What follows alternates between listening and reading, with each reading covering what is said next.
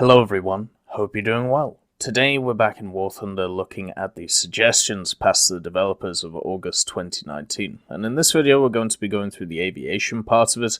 We'll do a separate video on the ground forces part, then of course the naval forces, and then we'll do a miscellaneous part. Unfortunately, there doesn't seem to be any helicopter stuff here, so that's kind of sad to see. Maybe in the future we'll see them. Also, we have an other nations part, where they talk about an independent Dutch naval forces tech tree, and overall I think we might just split it into talking about Dutch vehicles, and I'll make that into a separate video with some interesting guests coming on to talk about it. So let's go through the aviation part, talking about all of these vehicles. As usual, thank you to Coke Spray for putting together this list. It's very kind of him to put this together so we can have a look at the stuff which is being passed on to the developers. The first one is from Aquilia Cresatos, which I'm sure I have got wrong again, and today it's talking about the Curtiss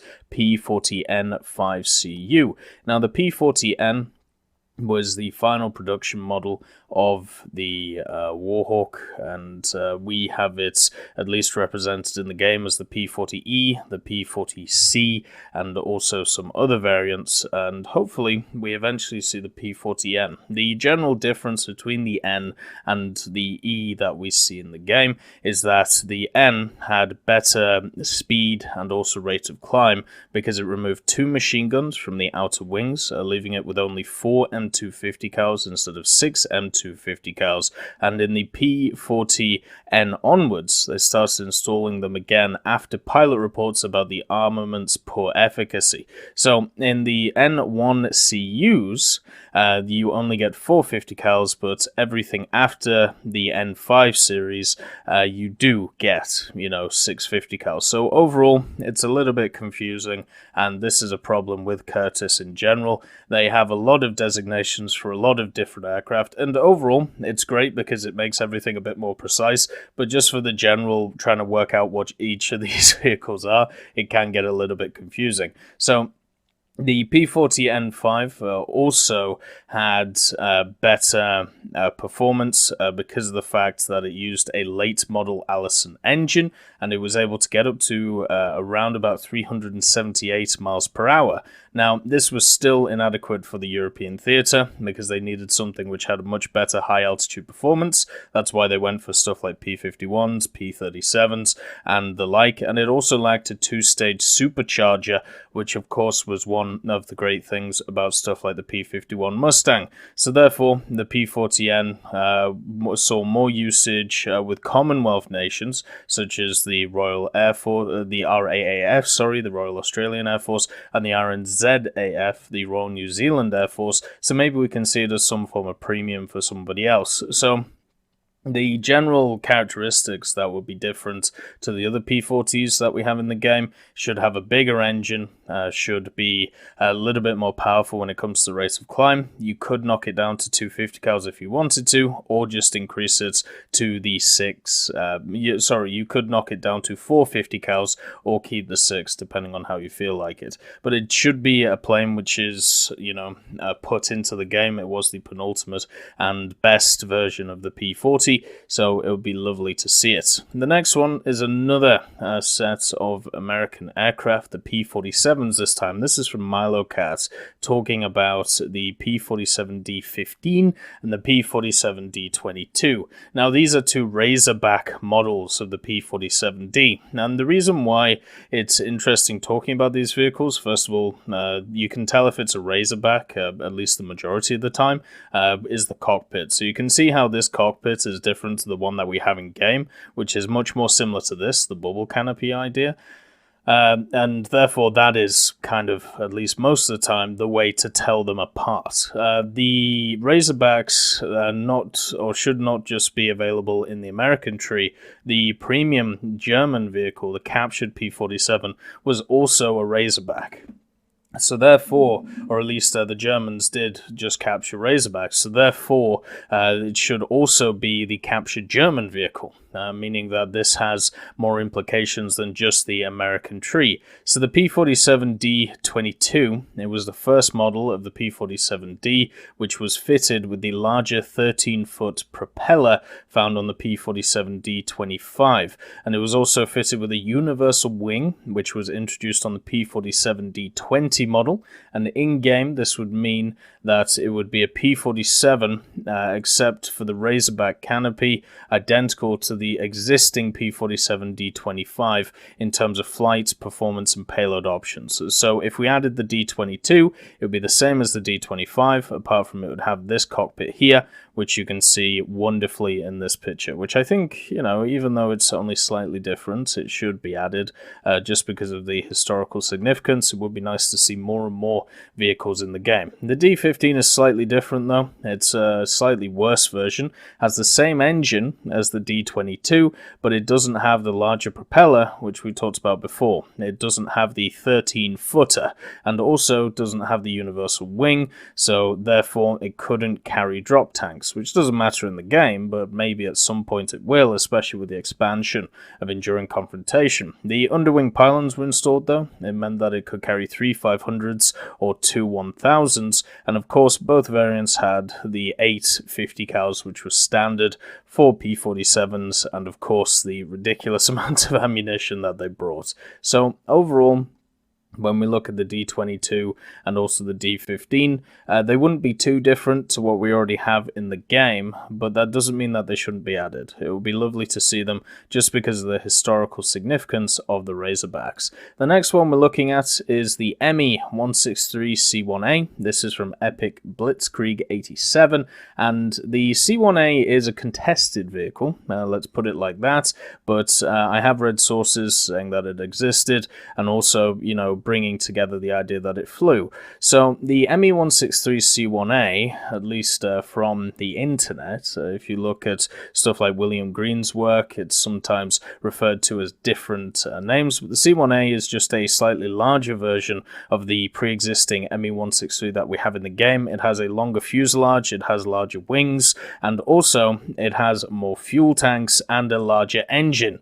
So it's just a slightly bigger version, which is designed to carry more fuel and have a bigger engine in it. So the engine itself was the Volta HWK509C rocket engine, and the fuel capacity was increased to 12 minutes, which is incredibly, good. The reason why the plane itself is contested is because there was 3 which were supposed to be built, only 1 eventually was built, and that 1 was changed into another prototype which was slightly different to it. And this is a problem that a lot of German aircraft have. If you've ever looked at the JU-288 series or the 388 series, what you'll find is you'll get the same airframe which will be converted 3 or 4 times into different ways. So therefore it will be the same vehicle, but it'll technically be 4 separate variants, and this is what happened with the 163. I'm sure this was done because it saves time, and it also means that you can try different methods for a machine and not have to rebuild it constantly. So the difference, the reason why it's contested is because this image here exists, and what this image is not the ME-163C-1A. You can tell this because it has the underwing, or the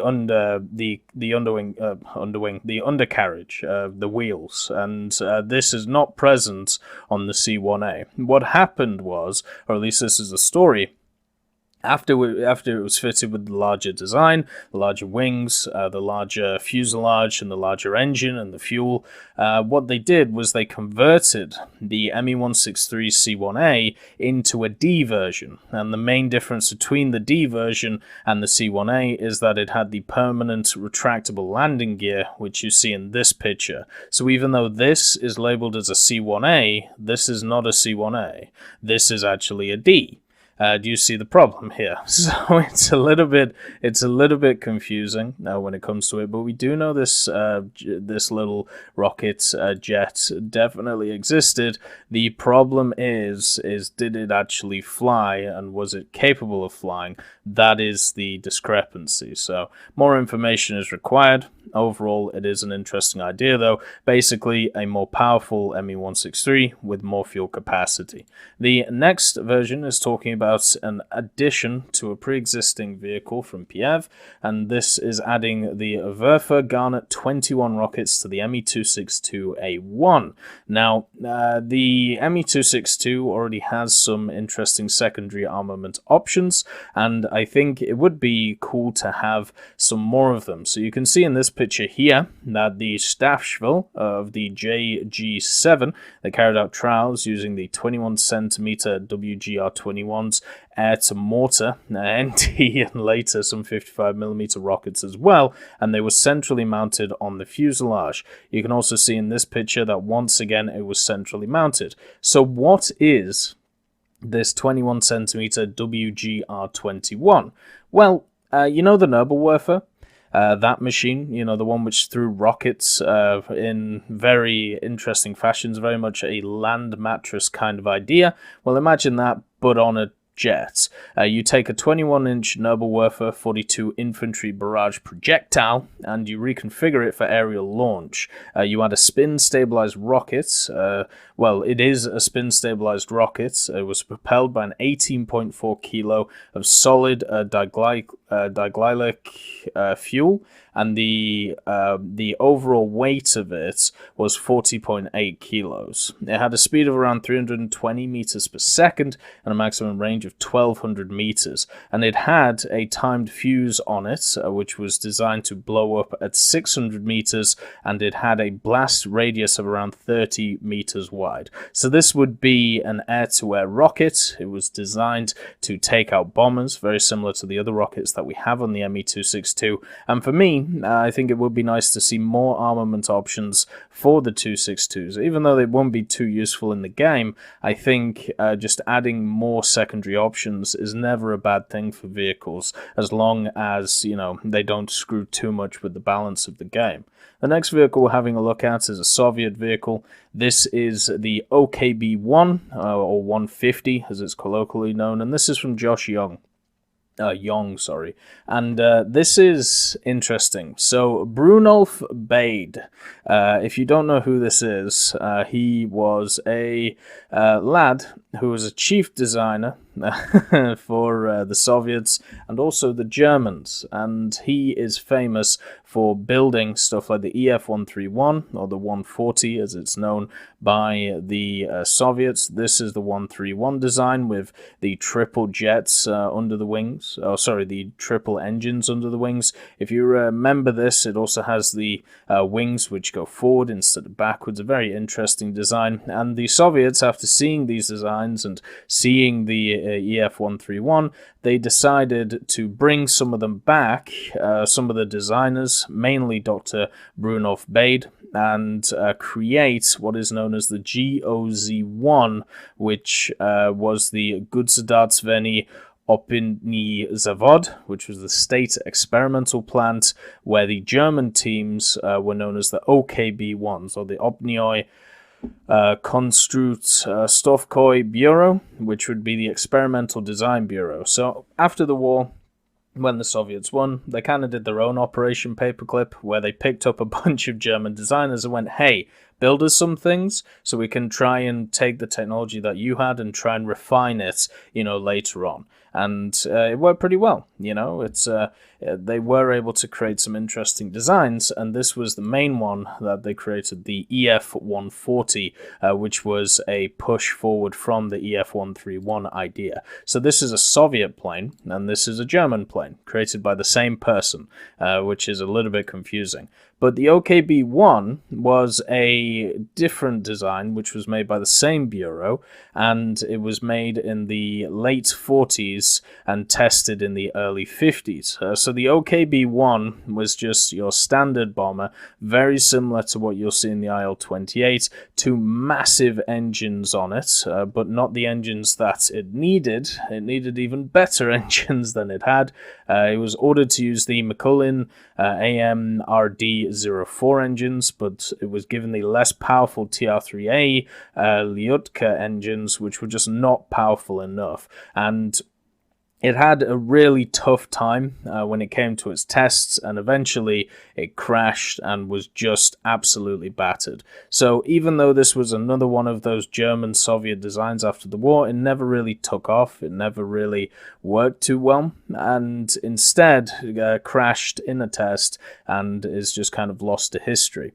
The armament on it was 123 though, fixed in the front fuselage, then two 23s in a controlled dorsal turret, then two 23s in a tail turret, and since it was designed to be a bomber, it could carry 6,000 kilos worth of bombs. So this is one of those prototypes which is a little bit squiffy, a little bit all over the place, but did exist as shown, and is another one of these weird and wonderful collaboration designs. I really hope that we get the 131 at some point, though, at least the V1 version, which did exist, and then the 140, which of course did exist, the Soviet-born version. I think it would be quite a fun little premium. The next plane to have a look at is from Terex G2014. This is the Hawk 200. So the Hawk 200 is an export version of the Hawk trainer aircraft. Now, if you don't know what the Hawk trainer aircraft is, well, it's this thing. It's a beautiful little aircraft made by BAE, and what it is most famous for is being the lead plane of the Red Arrows. Now, I believe the Red Arrows might have changed their planes recently. At least I remember reading about it about a year ago. But when I have seen them, I've seen them twice through my life, an amazing acrobatic team. These guys are the Royal Air Force aerobatics team. So they're based in area Scampton. I was able to see them around York, and I believe I was able to see them in the south somewhere. I can't remember exactly where, but it was some form of air show, and they are stunning to watch. It's amazing to watch the Red Arrows at work, but they used the Hawk for many years for their acrobatic team. Aerobatic team. Yeah, they're not, they're not on trampolines or anything like that. But the main thing is, that's where it's famous for. But the Hawk 200 is slightly different. It's basically that trainer aircraft that you see here and you see here, but with the back seat ripped out and replaced with a bunch of electronics, which would be much more designed for combat. So this is kind of your actual production Hawk, which is not based for training, and therefore it was used as a export model to give to countries so they could use them. Now, the problem with the Hawk is that it's not supersonic. It's still, its maximum speed is 644 miles per hour. It does have access to an AIDN and also some external hardpoints, 7 of them in total, or 5 major ones. So this meant that as an export model, it worked pretty well. It was used in Oman, Malaysia, Indonesia, and it's still used to this day. It's still used to this day, even by some of those countries. So you can see here, it had a variety of weaponry that you could bring along with it. And the question is really, which tree do you put this in? I suppose you'd put it in the British tree, since it's made by BAE, but it was only an export model, so I don't know, people might get a little bit confused. But when it comes to what it could carry, you can see it's your typical 80s, 90s, 2000s jets, can bring along pretty much everything it wants. AIM-120s, AIM-132s, Sidewinders, Sea Eagles, of course the Maverick, the CRV-7, SNEBs, Mark 82 and 83 bombs, the Paveway 2 cluster bombs, and also the Stingray torpedo, which I hope at some point we see in the game, because it is very interesting. Also the Sky Flash that I missed out, so I apologize for that. So overall, it would be a really fun little nimble aircraft that I suppose you would add to the British tree, and with the 1 Aiden and the Sidewinders would easily be enough to deal with the competition. Probably a pretty good 9.0, 9.3 aircraft at the end of the day. The next one is the Nakajima. This is from Milo Cat, and it's talking about the B6N. So this was the future idea of the B5. So of course you go from the B5N to the B6N to the B7N. For some reason in the game we've skipped, the B6N, but there are some interesting designs around it. The B6N started work on it in 1939. They wanted to have the same load as the B5N. They saw that as substantial. The problem was the other parts of it. The B6N was designed to have a much higher stall speed than its predecessor. It was supposed to have larger Fowler flaps, and also to reduce wing loading and to help with takeoff and landing. So there were ideas made to it to make it easier to fly instead of to make it better armored or anything like that. It still struggled with keeping the pilot itself alive and the other 2 crew members that are on board, but when it came to its armament, it stayed very similar to the B5, and on top of that as well, it just made it easier to use. So there were a few variants of the B6N, 4 primary ones. You got the first one, which was the original production model. It had the Nakajima Mamori 14-cylinder radial engine, and it had 2 7.7mm Type 92 machine guns on it. About 130 of these were built, and the first 70 had a fixed 7.7mm machine gun on the front, but that was taken away. So it would still have, if you went for the main production model, it would still have the same issue as the B5, where it doesn't have any offensive armament. Instead, what it would have is, as you can see here, it would have the 2 defensive guns at the back, which is kind of interesting, I like the overall coverage that these give. Then the next version is the B6N1. The B6N2 was developed, and it gave it a different engine. So it gave it the Mitsubishi Kasei 25. And this was the main B6N was made. Then they had a B6N2A, which gave it a better defensive armament, changed the Type 92 dorsal into a 13.2mm Type 2 machine gun, which was, of course, a Japanese version of the German 131. So therefore, you get a little bit more defensive armament. It's kind of interesting looking at a lot of the pictures of the B6, because you don't see many with the actual gunners in the back, which is kind of odd. And then the B6N3 was a late war proposal. This only 2 of them were made, and it was a land-based proposal, so they basically took out all of the things which made it, carrier-based, because obviously this was a naval plane. So they took out the folding wings idea, they took off the landing hook and all of that, and instead just tried to make it a land-based version, but c'est la vie, it was near the end of the war, didn't really have much of a use. Overall, it would be lovely to see this in the game. The fact that we got stuff like the B5 and the B7, we should get the intermediary, which is of course the B6. The next version of Italy that we're having a look at is from C Fracas, and it's talking about the Machi C202D. Now, this is a very interesting machine.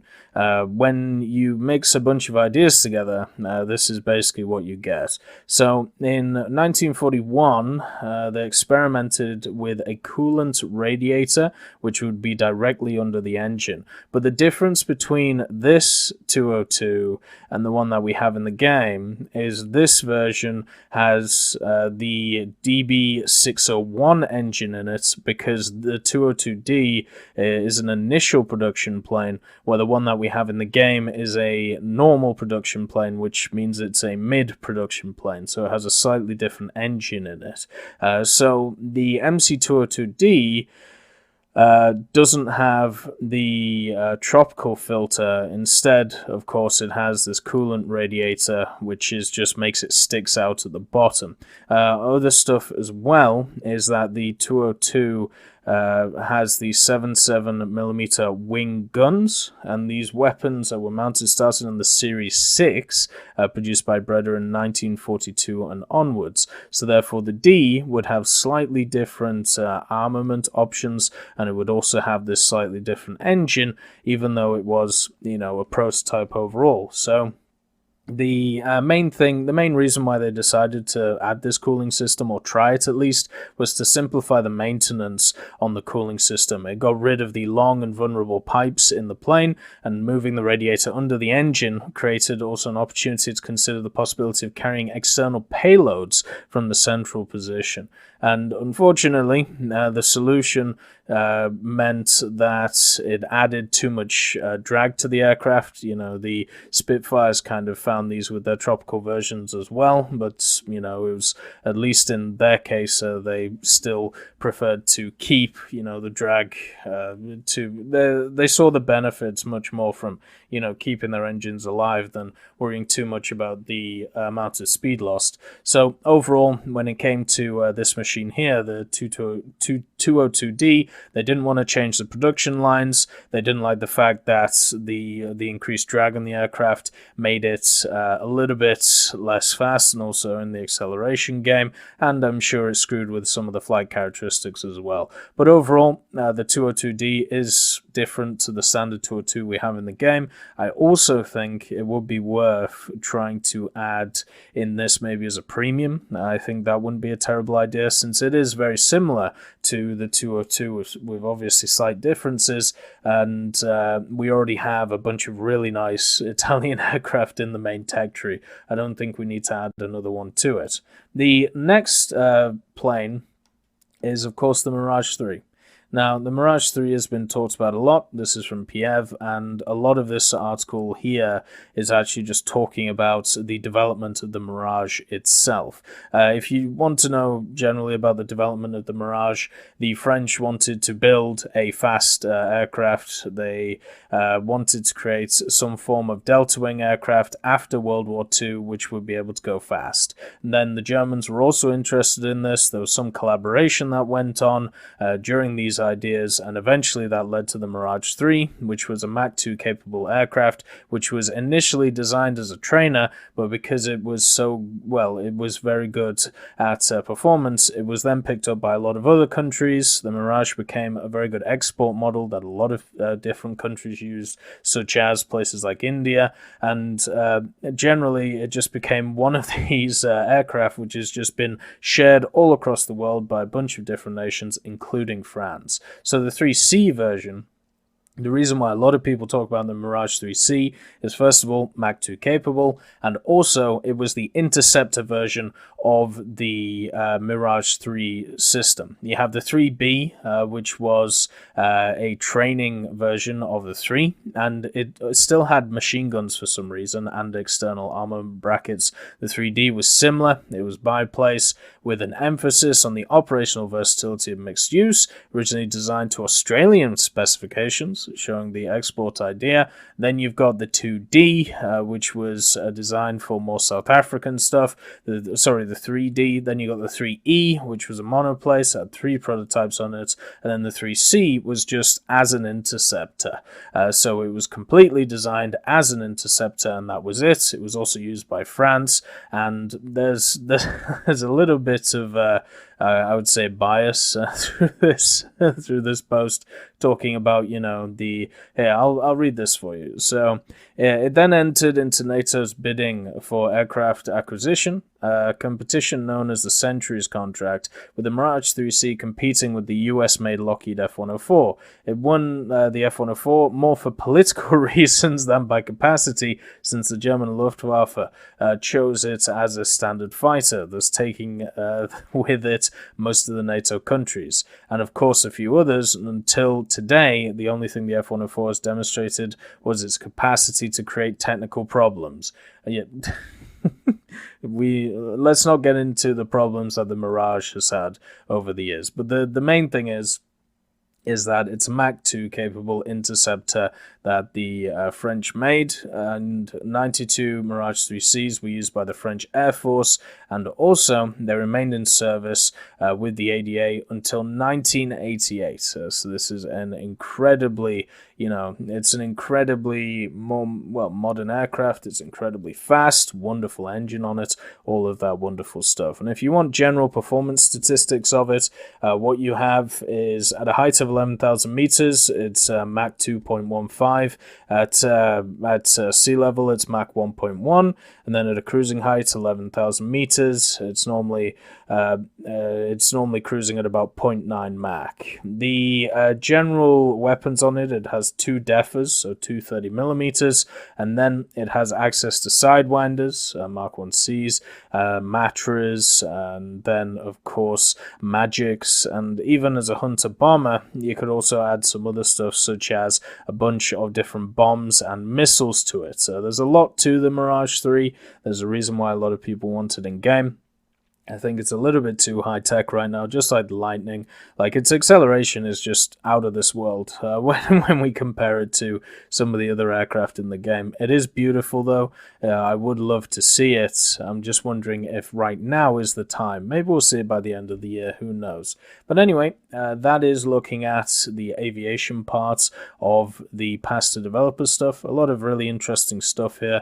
I would like to see more clarification on the C1A and also the B6N, basically which variant to put in, because they're all kind of interesting, and I don't want a situation where we get 3 more D4s instead of just one singular version. I think it would be much better, at least to start with. Anyway, I hope you all have a wonderful day, and I'll see you next time.